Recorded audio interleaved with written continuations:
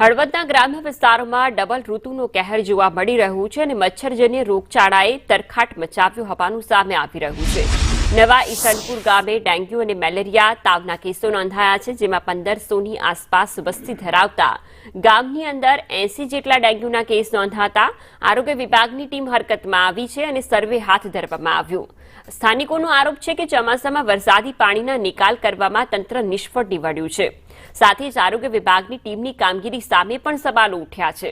જો કે મોડે જાગેલા આરોગ્ય વિભાગે ગામમાં ટીમ મોકલી સર્વે શરૂ કરાવ્યો હોવાનો દાવો કર્યો છે। ડેન્ગ્યુનો ભરડો લઈ ગયું છે। આશરે અત્યારે 70 થી 80 કેસ એક્ટિવ છે અને 100 થી 10-15 જેટલા રિકવરી આવી ગયું અને હાલમાં દરરોજના 8-10 કેસ નવા આવે। હવે આરોગ્ય વિભાગ વાળા તો ક્યારેક જ ગામમાં આવે, ન કરીએ ઝાપેથી વયા જાય। હવે એ તો કઈ ખબર પડતી નથી કે હવામાન કે કોઈ પણ બીજું કારણ હોય। એકદમ ફોગિંગ કરવા આવ્યા તો 8-10 ગીરે ફોગિંગ કરીને વયા ગયા। ખરેખર ફોગિંગ ની આખા ગામની અંદર જરૂર છે। મારા છોકરા અને વહુ અને છોકરા થઈને 7 જણાને ડેન્ગ્યુ થયું, એમાં એકને જે અત્યારે હાલ તાવ આવે છે, બીજા બધાને સારું થઈ ગયું। મને ડેન્ગ્યુ થઈ ગયો છે અને હાલ અભી સારવાર ચાલુ છે અને બાટલા ચાલુ જ છે અને 100 બીડાવેલી જ છે અને ગામમાં ફૂલ ડેન્ગ્યુ થઈ ગયો છે।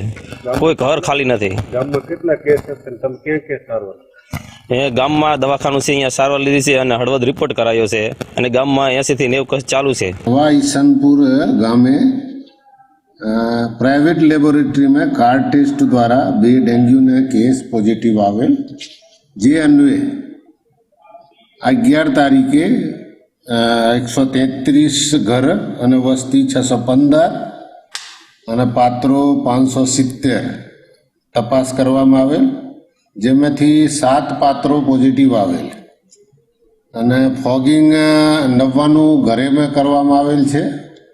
આ એન્ટી લાર્વલ કામગીરી માટે આ હેબિટને બી કામગીરી કરવામાં આવેલ છે। ખરેખર આ પ્રિવેન્ટિવ મેજર માટે કોઈ પણ પોઝિટિવ કેસ આવે તો એ કયું ગામનું છે, કયું ફળિયાનું છે અને ત્યાં બીજા કેસ તો નથી ને એ જોવા માટે યા તપાસ કરવા માટે અમે ટીમ મોકલીએ છીએ, જે અન્વયે આ 2 પોઝિટિવ કેસ નીકળ્યા પછી અમારી આરોગ્યની ટીમ ગામમાં